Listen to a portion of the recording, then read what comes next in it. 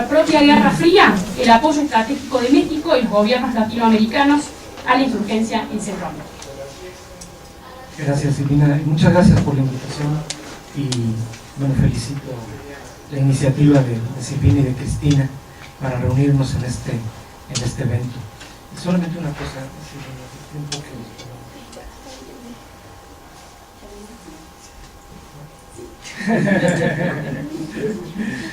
22, ¿te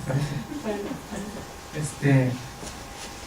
Bueno, mi presentación va a tener un sentido mucho más coloquial en el sentido de que cuando se nos hizo esta invitación, recuerdo haber platicado con Cristina la idea que animaba este evento, que era discutir, poner en la mesa como una especie de balance, por lo menos en lo que se refiere a esta parte, esta mesa histórica, de los temas que se habían estudiado acerca del conflicto centroamericano en tiempos del conflicto precisamente, temas que no se habían visto, ¿verdad? Y temas que hoy estuvieran surgiendo como nuevos temas de interés al respecto. Yo me voy a centrar en uno de esos temas, que es, bueno, son dos, que me parece que es un aspecto central del conflicto centroamericano de los años 80, que en aquel momento no tuvo la atención, no tuvo la mención explícita en los estudios académicos, y incluso en las discusiones a nivel periodístico o a nivel de los medios, digamos, o en las discusiones políticas, tuvo un enfoque solamente parcial y muy sesgado. Me refiero a cómo se inscribieron los conflictos centroamericanos o el conflicto regional en la Guerra Fría. Como todos ustedes saben, uno de los temas de la administración Reagan, sobre todo, sus percepciones del conflicto centroamericano, fue insistir en que se trataba de básicamente el conflicto era debido a una agresión del comunismo internacional, la Unión Soviética, Cuba, etc. Y por el otro lado, un gran esfuerzo de las fuerzas políticas, movimiento social, incluso análisis académicos, para demostrar que no, que los conflictos tenían fundamentalmente orígenes internos y que obedecían a causas intrínsecas de los países, fundamentalmente asimetrías sociales y a falta de democracia. De esta manera, cuando se habla de Guerra Fría y conflicto centroamericano, aún en estudios de tiempo reciente, suele enfocarse fundamentalmente en la perspectiva norteamericana de este conflicto, es decir, como si lo que hubo de Guerra Fría fuera fundamentalmente la actitud norteamericana de inscribir este conflicto en un esquema interpretativo de Guerra Fría. Y se deja de lado, no se observa, no se documenta, no hay un esfuerzo por escudriñar en aquello que sí pudo haber tenido ese carácter. Entonces este es un primer punto. Creo que eso que no se vio en aquella época sería muy interesante verlo hoy, porque un conocimiento completo de estos conflictos no puede omitir un aspecto tan importante. Desde luego no se trata de retomar las tesis de Ronald Reagan, ¿no? A estas alturas, pero tampoco se trata de repetir de manera anacrónica lo que se dijo en aquella época. Y me pregunto por qué en aquellos tiempos no se hizo este énfasis en el tema Guerra Fría. Desde luego los actores políticos sabían que había una articulación de los conflictos centroamericanos con la Guerra Fría, y los académicos yo supongo que también lo sabían, o si no si lo sabían y no lo mencionaron de manera tan destacada, eso porque no consideraban que fuera un factor fundamental, o porque había una perspectiva política en sus propios trabajos en los que era importante omitir por motivos políticos precisamente esta posibilidad. Este es mi punto de partida. Aquí voy a plantear, por cuestiones de tiempo, solamente algunas ideas que tengo al respecto y que hemos estado explorando junto con, bueno, en el seminario que trabajamos en el posgrado de estudio latinoamericano con Mónica Toussaint, y a partir del trabajo también de varios estudiantes que han indagado en este tema. La manera en que se articula los conflictos centroamericanos con la Guerra Fría tiene una serie de etapas que se pueden definir más o menos así. En primera instancia, hay de parte de las organizaciones insurgentes centroamericanas que surgen en los años 60, son muy activas en los años 70, hay yo diría que es una articulación medio en la fantasía con la Guerra Fría, en el sentido de adscribir sus movimientos, el sentido de sus movimientos, al gran movimiento mundial por la liberación nacional, y a identificar en ese esquema un gran enemigo estratégico, el imperialismo norteamericano, y potenciales aliados estratégicos, los países socialistas, particularmente Cuba, en el caso de América Latina. Aunque estos vínculos hayan tenido, desde luego había vínculos con Cuba, pero con un nivel en los años 60-70 que no rebasó ciertos límites, existía esta noción fundamentalmente. Ahora bien, cuando estalla la crisis revolucionaria en Nicaragua, vamos a tener un escenario que no es un escenario de Guerra Fría en términos estrictos. Vamos a tener el involucramiento de distintos gobiernos involucrados activamente en el conflicto, buscando el derrocamiento de Somoza de manera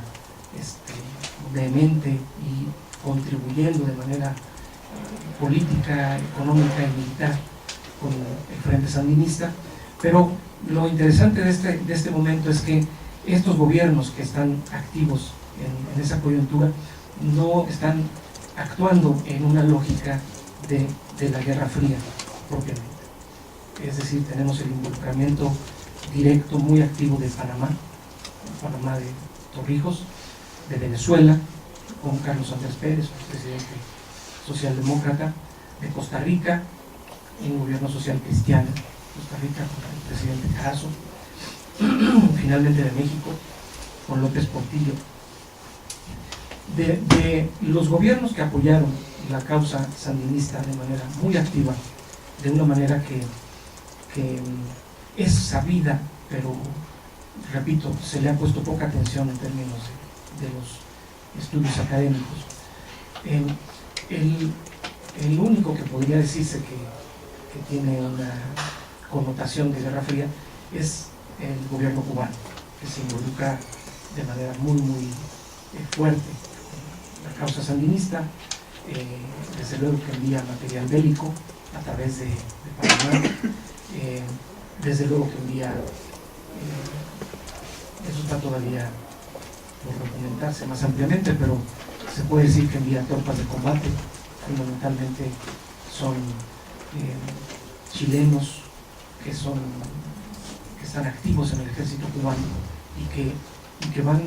no se tiene un dato preciso, pero se habla de más de 100 oficiales cubanos de origen chileno que combaten en Nicaragua. Hay asesores, hay pertrechos, etc. Esto es un dato conocido de todos los que anduvieron por ahí, y es muy fácil recopilar ese tipo de testimonios. Ahora bien, aquí hasta este momento estamos hablando de una lógica de conflicto regional, que por cierto no hemos caracterizado cabalmente, ¿no? En eso hemos estado trabajando con Mónica, de decir, bueno, a ver, ¿cuál es la motivación las características de este involucramiento. Obviamente estos gobiernos, Venezuela, Panamá, Costa Rica, no están luchando contra el imperialismo norteamericano para construir el socialismo o para favorecer a uno de los bloques enfrentados en la Guerra Fría. Posteriormente al triunfo de la revolución nicaragüense, el escenario cambia de manera drástica, fundamentalmente con la llegada de Ronald Reagan a la presidencia de Estados Unidos. El conflicto efectivamente adquiere un carácter marcadamente en este tenor de confrontación este-oeste. Del lado norteamericano esto se ha estudiado mucho, ¿verdad?, de cómo los Estados Unidos gestaron toda una serie de políticas y sostuvieron la guerra en Centroamérica de manera económica, con asesores militares, con cobertura política. Falta entre los temas precisamente a indagar en esto que comentábamos con Cristina cuando estaba planteando este tema, este evento. Falta estudiar con precisión el respaldo que recibió en la revolución centroamericana del otro bloque, un respaldo cuantioso en términos militares. Esto se ha desconocido y un poco cuantificado, aquí lo podemos preguntar a Guillermo, en términos del apoyo que recibió Nicaragua, en términos de armamento, de asesoría, de participación de tropas, incluso de Cuba, asesores soviéticos, de otras partes del bloque socialista en la guerra propiamente. Y desde luego la parte que corresponde al apertrechamiento de la guerrilla salvadoreña, es decir, así como se suele aseverar desde cierto punto de vista, bueno, el gobierno salvadoreño únicamente pudo sostenerse y no fue derrotado por la revolución gracias al masivo apoyo norteamericano. También podría sostenerse con igual certeza que la insurgencia salvadoreña no hubiera podido sostener esa lucha sin haber recibido el cuantioso y sostenido apoyo militar en pertrechos, en entrenamiento, en respaldo económico de Nicaragua y de Cuba particularmente. ¿Sí? Ahí lo que tenemos es entonces una cierta lógica de Guerra Fría, y eso es lo que digo yo que no está a la vista. En cambio, lo que sí tenemos a la vista, lo que sí tenemos a la vista es cómo los demás gobiernos que habían participado activamente en apoyo al sandinismo, los demás gobiernos latinoamericanos, excepto Cuba, comienzan a replegarse de su apoyo activo a los procesos de cambio en Centroamérica, transformando su política de respaldo activo al cambio en una política de búsqueda de acuerdos que permitan una solución política, que impidan una intervención directa de Estados Unidos y que promuevan una salida a la crisis. Aquí en lo que nos hemos estado concentrando últimamente en un proyecto que yo desarrollo aquí en el CIAL es en examinar en ese contexto el papel de México. El papel de México que tiene también unos claroscuros muy interesantes en cuanto a que por una parte se exalta mucho y desde las visiones académicas y desde luego desde la propia lectura que los diplomáticos mexicanos hacen de su experiencia en Centroamérica, se exalta mucho la participación en los procesos de negociación política. Hay un timbre de orgullo de los diplomáticos mexicanos, es decir, nosotros fuimos fundamentales en la negociación de la paz. Y sin embargo, existe constancia, y esto lo hemos documentado ya con bastante certeza, de que el involucramiento mexicano representó en ciertos momentos un apoyo muy importante para los procesos de cambio político en Centroamérica. Es muy conocido el apoyo que tuvo el gobierno sandinista en un inicio de parte del gobierno mexicano, pero y es menos conocido el respaldo que tuvo el FMLN, la guerrilla salvadoreña, en ciertos rubros. Se conoce, por ejemplo, la presencia en México de la Comisión Político-Diplomática, patrocinada, financiada, acuerpada por el gobierno mexicano, en el entendido de que era parte de su apoyo en los procesos de solución política negociada, pero también se puede testimoniar y documentar cómo la embajada mexicana en El Salvador, a lo largo de 10 años de guerra, quizá 12 años de guerra,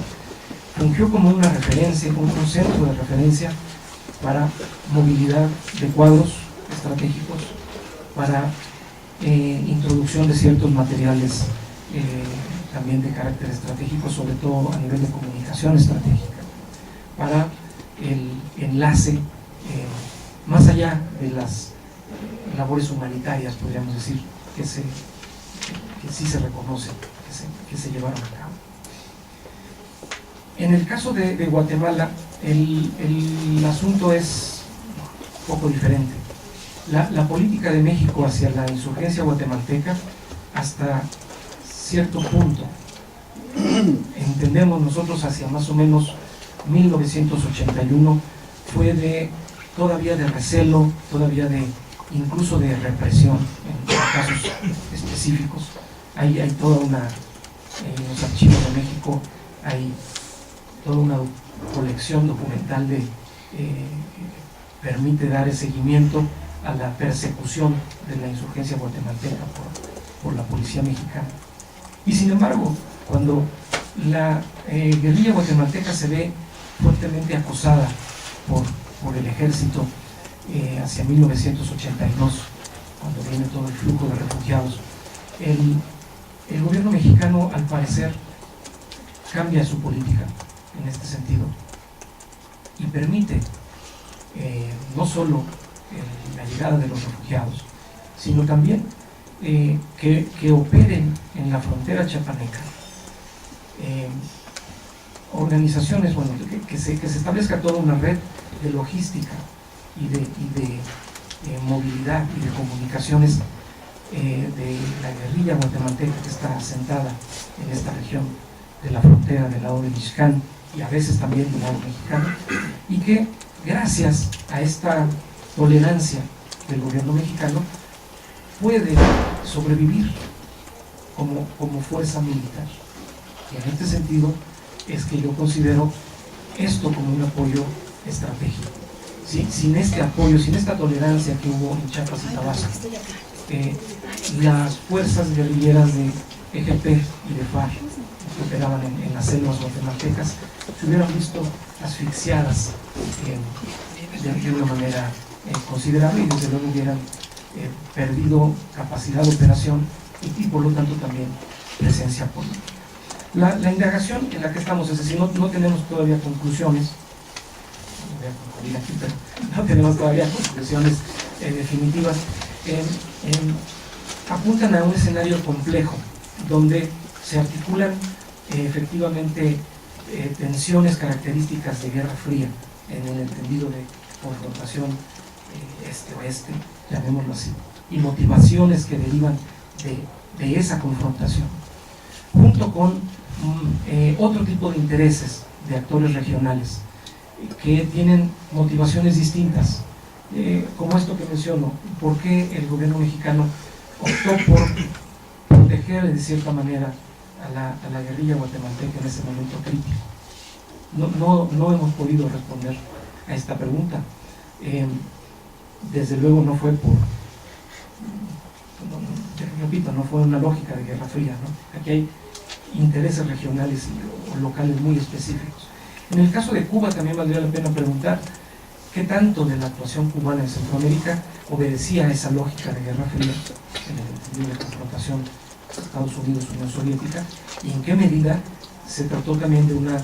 lógica autónoma de intereses específicos de Cuba y de decisiones propiamente asumidas en Cuba a este respecto. Bueno, yo lo dejo aquí simplemente como un planteamiento a discusión en el espíritu que Cristina nos ayudó